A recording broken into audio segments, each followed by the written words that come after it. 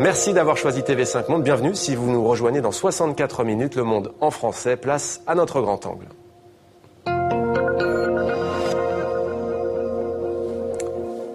Il a dirigé le gouvernement de la Belgique pendant 3 ans. Il a officiellement passé les rênes du pouvoir ce week-end. Elio Di Rupo retrouve aujourd'hui sa ville de cœur et non pas au plus mauvais moment. Ça tombe bien en effet puisque la ville francophone située en région wallonne est la capitale européenne de la culture 2015. Il espère grâce à cet événement un bond en avant de 20 à 30 ans pour toute la région. Bonsoir Elio Di Rupo, merci d'être avec nous sur TV5 Monde. Merci de m'avoir invité. Vous êtes donc ancien Premier ministre belge, vous êtes toujours, il me semble, le président du Parti socialiste belge francophone. Alors Elio Di Rupo, c'est donc aujourd'hui qu'est dévoilé à la presse française à Paris le programme de Mons 2015, capitale européenne de la culture. Ça se passe à la délégation Wallonie-Bruxelles. Mons 2015 démarre, précisons, le 24 janvier prochain. Ça va venir très vite. Quels seront les temps forts de cet événement culturel? Alors, d'abord, peut-être pour nos téléspectateurs, situer Mons, c'est juste sur l'axe Paris-Bruxelles-Amsterdam. C'est la première ville quand on vient de Paris. C'est une ville d'environ 100 000 habitants.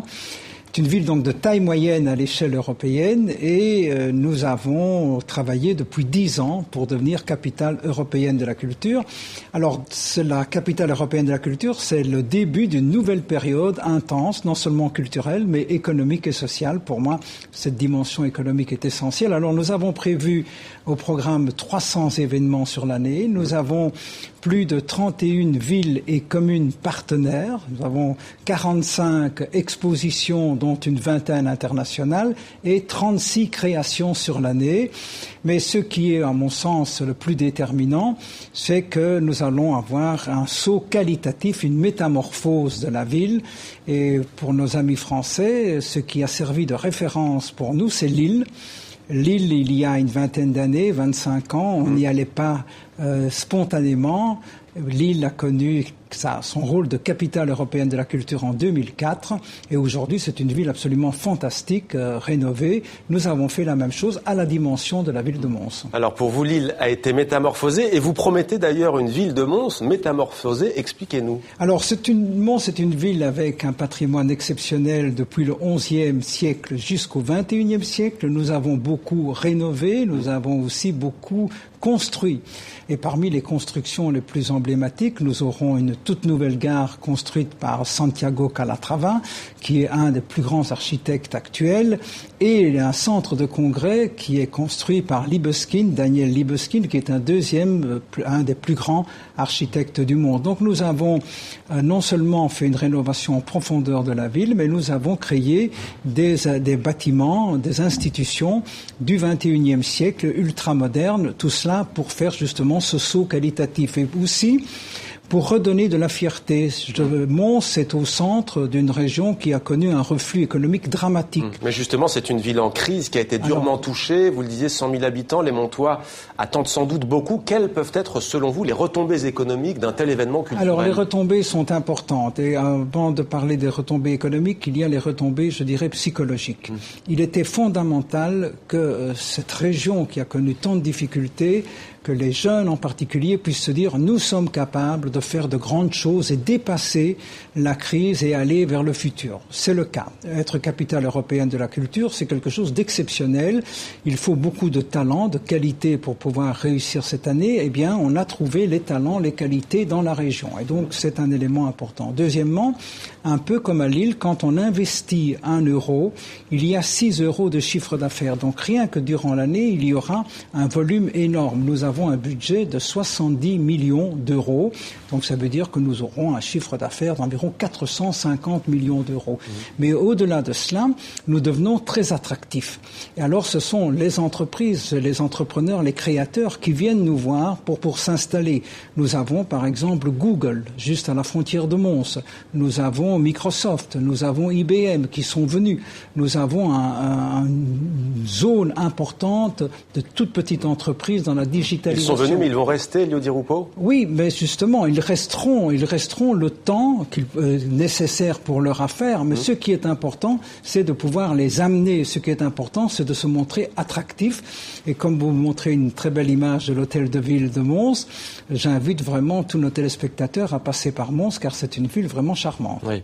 Alors, il n'a échappé à personne, Elio Di Rupo, que vous avez passé les rênes du pouvoir ce week-end, samedi très précisément, à Charles Michel, qui est à la tête du gouvernement de droite désormais. Est-ce que vous comptez faire de Mons, justement, avec cet événement, une grande vitrine d'une nouvelle politique économique plutôt volontariste dans le royaume? Et donc, en effet, le gouvernement est un gouvernement qui nous crée des difficultés pour une raison majeure. C'est que le Parti libéral, dont fait partie le Premier ministre actuel, a donné les clés du pouvoir fédéral, du gouvernement fédéral, à un parti qui est un parti indépendantiste qui ne recherche qu'une chose, c'est l'indépendance de la Flandre. Donc ça nous pose un vrai problème. Par ailleurs, chez nous à Mons, non seulement nous pensons que l'économie classique a un grand rôle à jouer en attirant les créateurs, en attirant les investisseurs, mais toute l'économie solidaire, l'économie sociale, l'économie non marchande est d'une extrême importance, et donc l'économie culturelle. Et donc, bien entendu, nous espérons montrer que ce mixte entre l'économie classique et l'économie sociale et l'économie non marchande peut ramener un nombre important d'emplois. C'est extrêmement important que être capitale européenne de la culture soit le début d'une nouvelle période où il y aura beaucoup plus d'activités et beaucoup plus d'emplois. La culture pour l'emploi, la culture contre le nationalisme aussi, vous pensez que ça peut marcher ? Faites-moi confiance à cet égard, nous ne manquerons pas de démonter chaque fois qu'il y aura une atteinte aux libertés d'une manière générale ou des propos qui sont des propos qui peuvent conduire à la scission de notre pays. Je tiens, comme à la prunelle de mes yeux, de garder mon pays uni. Et vous pouvez faire confiance à Mons et à son maire, à son bourgmestre pour défendre cette position.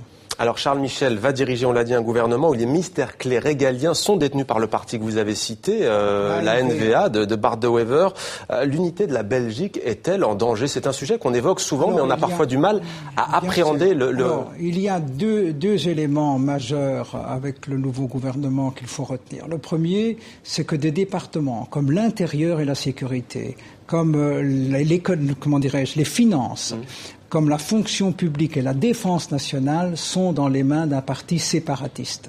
Donc avoir donné ces clés à un parti séparatiste me semble quelque chose d'inimaginable. Le deuxième élément, comme ce sont tous des partis de droite, c'est un gouvernement d'ultra-droite, ils ont un programme de gouvernement avec toutes les vieilles recettes de l'époque de Thatcher et de Reagan, des recettes dont on sait qu'elles ne vont pas amener de l'emploi, mais qu'elles vont enrichir ceux qui déjà ont aujourd'hui une certaine capacité. Ils vont réduire le pouvoir d'achat des citoyens et c'est vraiment un gouvernement qui va faire souffrir la grande majorité des Belges. Elio Di Rupo, pour nos téléspectateurs qui ne connaissent pas sur le bout des doigts la politique belge, on a le sentiment qu'on assiste à un tournant habituellement en Belgique. Il y a un compromis, ce qui est un fait assez rare, contrairement à la France, un compromis gauche et droite. Aujourd'hui, pour la première fois depuis très longtemps, depuis des dizaines d'années, il n'y a aucun socialiste dans ce gouvernement. Est-ce, selon vous, un tournant ?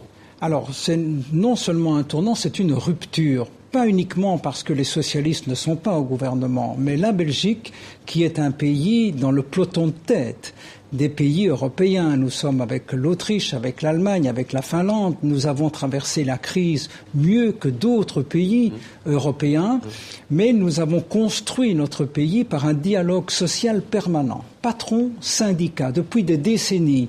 Et ici, par les mesures qui sont prises contre le pouvoir d'achat des citoyens en particulier, d'une manière unilatérale pour les entreprises, ça veut dire qu'il y a rupture de ce dialogue.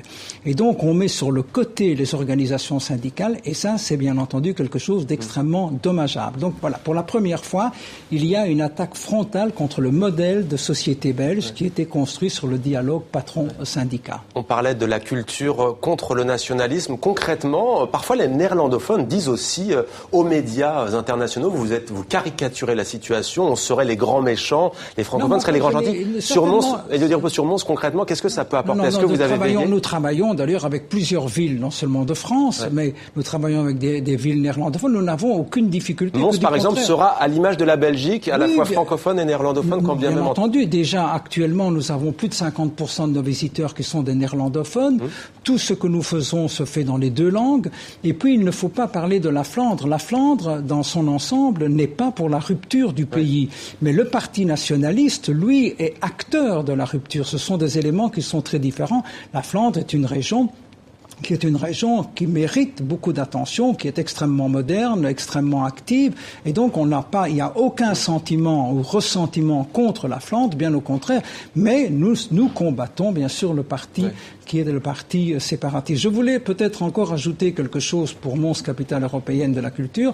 Nous aurons, et ça intéresse nos amis français, nous aurons beaucoup d'événements. Parmi ces événements, il y aura d'abord le néerlandais Vincent van Gogh, mais qui a passé tant de temps en France et qui a fait ses premiers dessins à Mons, et donc nous aurons une exposition extrêmement importante sur Vincent van Gogh. Et puis n'oubliez pas que Verlaine, qui a été l'un des plus grands poètes du Parnasse et qui reste aujourd'hui une figure poétique exceptionnelle, a passé près de 18 mois en prison après avoir tiré sur Arthur Rimbaud, et nous rendons hommage à Verlaine et bien entendu au passage à Rimbaud également. Le 24 janvier, ce sera le grand jour, le grand soir. Qu'est-ce qui est prévu à Mons?